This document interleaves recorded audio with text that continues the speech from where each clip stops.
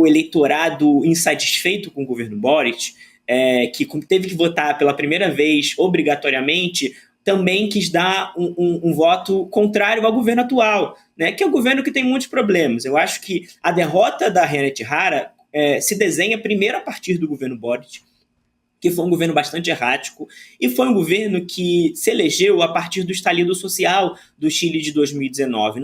Então ele chega com muitas promessas. Ele chega com a promessa de refundar um país que vivia ainda sobre a Constituição pinochetista, e que hoje, Gabi, continua vivendo, porque não foi possível aprovar a Constituição, né? Houve um plebiscito, houve uma Assembleia Constituinte, houve um plebiscito para aprovar o trabalho da Assembleia Constituinte e foi negado. Então, hoje, o governo Boric, que tinha sua maior missão enterrar o legado pinochetista, não conseguiu fazer isso e, pior, entregou a presidência para um pinochetista. Eu acho que tem uma análise muito interessante, uma autora que eu gosto muito de citar, que é a Chantal Mouffe, que ela fala que para você enfrentar o populismo da extrema-direita, né, eu acho que o Cast se enquadra muito bem nisso, é importante você ter uma espécie de populismo da esquerda, que não seja exatamente, né, fazer coisas para políticas públicas para o oba-oba. Não é isso, não é o oba-oba.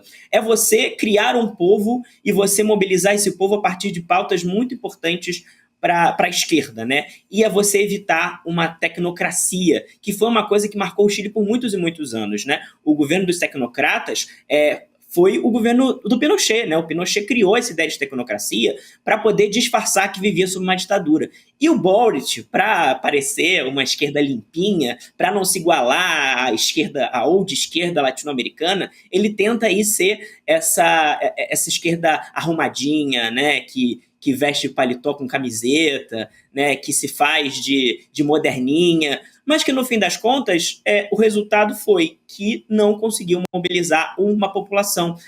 Foi um presidente que foi eleito sem uma base concreta social, né, ele não vem de um partido consolidado, e não conseguiu traduzir isso para o futuro, não conseguiu consolidar, transformar o estalido social de 2019 em um movimento contínuo e permanente, para que houvesse, de fato, um enfrentamento político que transformasse a sociedade do Chile, né? Não é de um dia para o outro que você destrói uma herança pinochetista de uma ditadura de 20 anos, né? Não é de um dia para o outro que você consegue, de fato, refundar um Estado.